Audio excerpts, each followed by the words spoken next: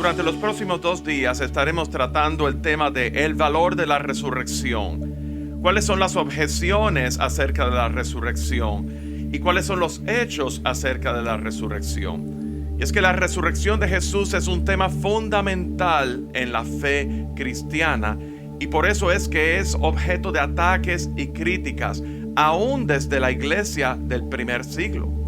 Consideremos algunas de las objeciones más comunes en torno al tema de la resurrección. Hay quienes dicen que la resurrección es un mito, no es historia. Otros dicen que Jesús no murió, sino que se desvaneció en la cruz, pero luego se recuperó de sus heridas. Y hay quienes dicen que el cuerpo, mientras estaba en la tumba, fue robado mientras los soldados dormían. Vamos a tratar cada objeción individualmente. Primero, el tema de la resurrección como un mito, no historia.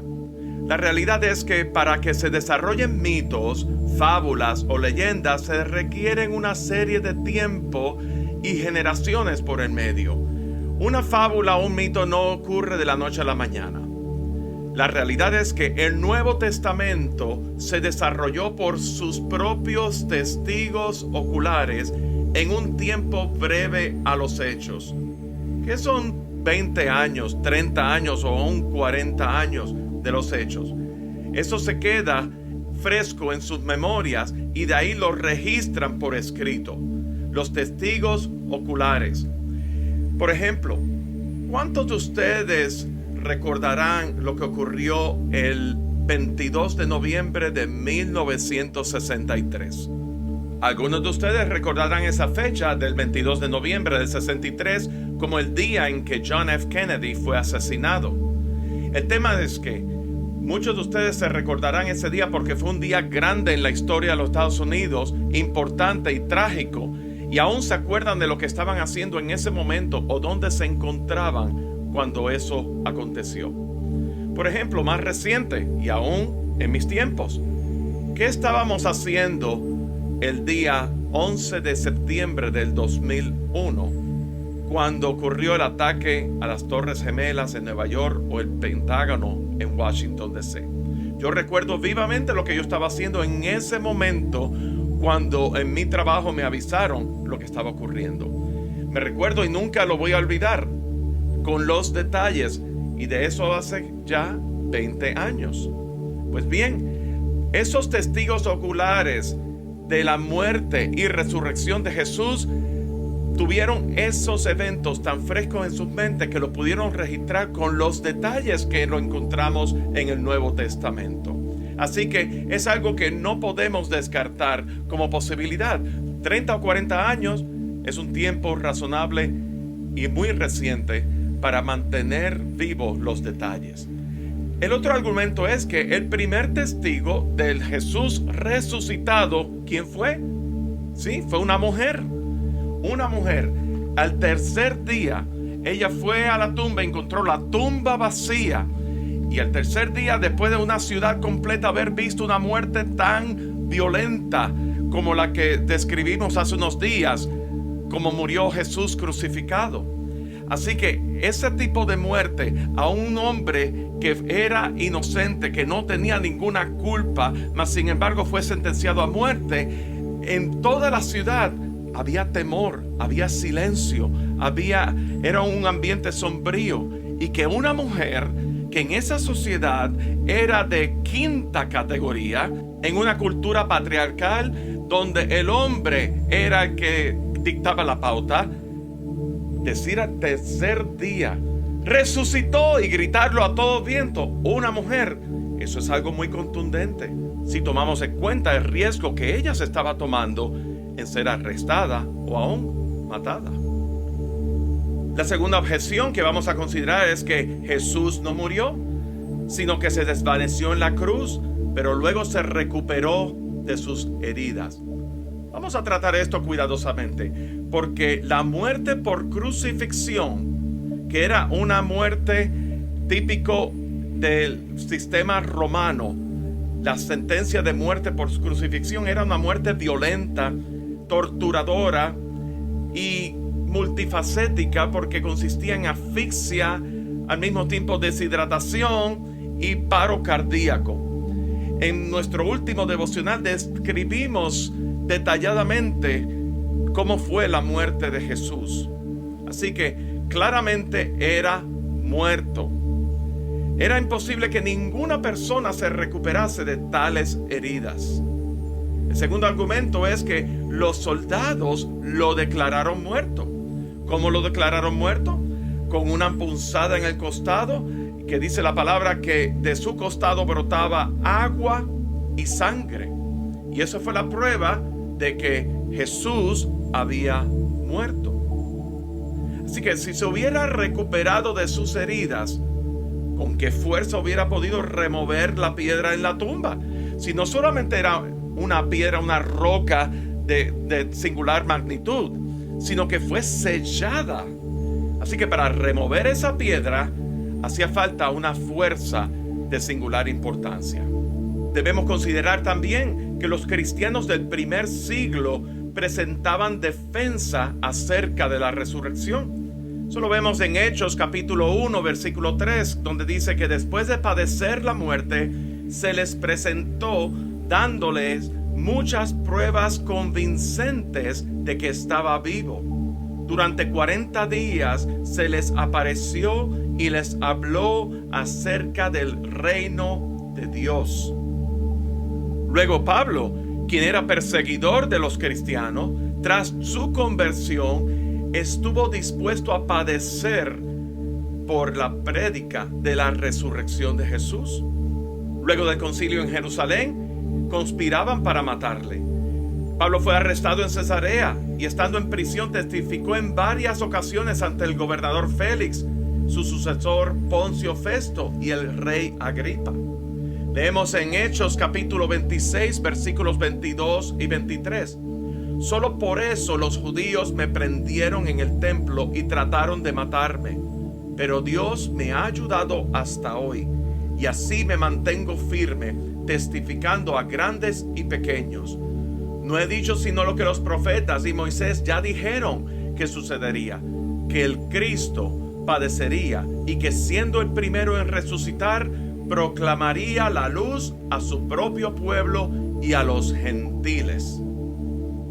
Ahora consideremos los hechos acerca de la resurrección. Primeramente consideramos el discurso del apóstol Pedro en el día de Pentecostés, cuando hacía referencia al Salmo 16, versículos del 8 al 11, y lo leemos de la Nueva Versión Internacional. Siempre tengo presente al Señor, con Él a mi derecha, nada me hará caer. Por eso mi corazón se alegra y se regocijan mis entrañas. Todo mi ser se llena de confianza. No dejarás que mi vida termine en el sepulcro. No permitirás que sufra corrupción tu siervo fiel. Me has dado a conocer la senda de la vida. Me llenarás de alegría en tu presencia y de dicha eterna a tu derecha. Cuando dice en el versículo 10, no permitirás que sufra corrupción tu siervo fiel, haciendo referencia, y lo podemos ver, el siervo fiel Jesús, quien siendo Dios tomó forma de siervo. Y en Hechos capítulo 2, el apóstol Pedro en su discurso en Pentecostés proclama a Jesús y lo llama varón aprobado por Dios entre ustedes, por sus maravillas y prodigios y señales. Y luego dice que ustedes le arrestaron y mataron. Y luego ahí es cuando hace la cita del Salmo 16, citando a David, ¿verdad? Y luego dice que el patriarca David murió y fue sepultado, con quien Dios hizo pacto, anunciando a Cristo. Y el mismo David profetizó la resurrección. Pero en el versículo 32, Pedro proclamando: a este Jesús resucitó Dios, de lo cual todos nosotros somos testigos. Señalando una vez más que Pedro fue testigo ocular del Cristo resucitado. De manera que en base a esto, de acuerdo a los testigos oculares Y luego, la resurrección que fue profetizada en el Antiguo Testamento en base al Salmo 16 que Pedro mismo citaba. Y ahora vemos que Jesús anunció su resurrección, primero a los escribas y fariseos, en Mateo capítulo 12, versículo 40. Porque como estuvo Jonás en el vientre del gran pez 3 días y 3 noches, así estará el Hijo del Hombre en el corazón de la tierra 3 días y 3 noches. Luego Jesús también lo anunció a sus discípulos en Mateo 16, 21, Lucas 9, 22 y Marcos 8, 31 y 32. Desde entonces comenzó Jesús a declarar a sus discípulos que le era necesario ir a Jerusalén y padecer mucho de los ancianos, de los principales sacerdotes y de los escribas, y ser muerto y resucitar al tercer día. Y luego Jesús también lo anunció cuando dijo y habló de la traición de Judas en Lucas 9:44.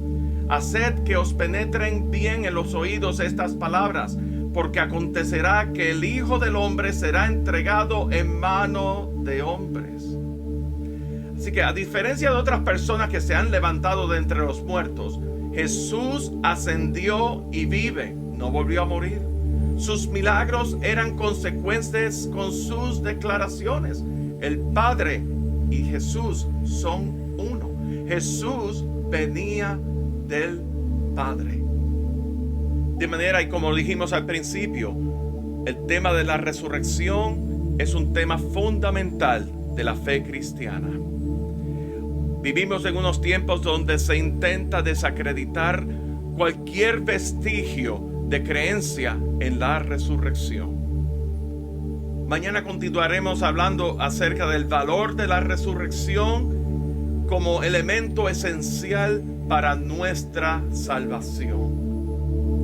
Pero quisiéramos dejarte con un versículo en Romanos capítulo 10, versículos 9 al 10, que dice: si tú confiesas con tu boca que Jesús es el Señor y creyeres en tu corazón que Dios le levantó de los muertos, serás salvo.